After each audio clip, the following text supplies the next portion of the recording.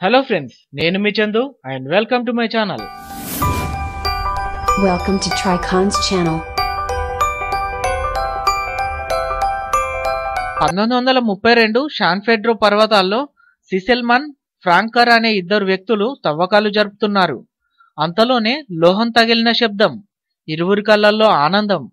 ఎన్నో సంవత్సరాల తమ కల ఫలించిందనే ఉత్సాహంతో మరింత వేగంగా తవ్వకం జరిపి 6.5 అంగుళాల ఓ పెట్టెను బయటకు తీశారు.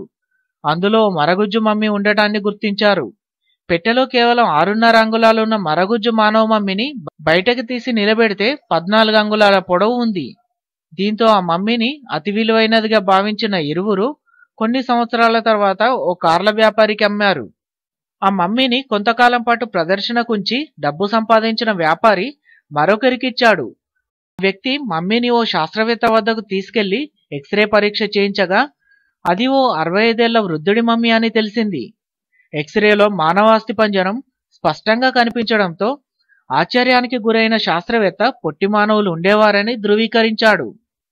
ఈ మమ్మీని 1950లో మరో శాస్త్రవేత్త పరిశోధన కోసం తీసుకున్నాడు. ఆ తర్వాత ఈ మమ్మీ ఏమైందో ఎవరికీ తెలీదు.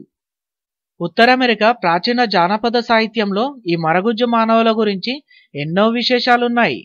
వీళ్ళు నిమగర్ అనే తెగకు చెందినవారని, బాణాలను ఉపయోగిస్తుంటారని, వైవోమింగ్లోని విండ్ నది, ఫెడ్రో కొండల్లో వీళ్ళు నివసిస్తారని అందులో ఉంది.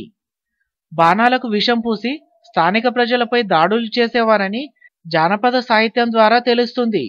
వీళ్లను స్థానికులు భూచోళ్ళు, రాక్షసులు, భూతాలు అని పిలిచేవారు. తిరుపతి శేషాచలం అడవిలో భూచోళ్లపేట అనే ఓ ప్రాంతం ఉంది. ఇక్కడ కూడా కేవలం కొన్ని అంగుళాల పొడవున్న మనుషులు ఉన్నారని స్థానికులు పేర్కొంటారు. వాళ్లను స్థానికులు భూచోళ్ళు అని పిలుస్తుంటారు. ఈ భూచోళ్ళు తమ బాణాలను పదును చేసుకునే ఆనవాళ్లు ఇప్పటికీ ప్రాంతంలో ఉన్నాయని వారు చెప్తారు. ఈ టాపిక్ ఇక్కడితో ఎండ్ అయింది. మరిన్ని లేటెస్ట్ వీడియోస్ కోసం మా యూట్యూబ్ ఛానల్ని సబ్స్క్రైబ్ చేసుకోండి. నేను మీ Chandu and signing out. Bye. జై హింద్.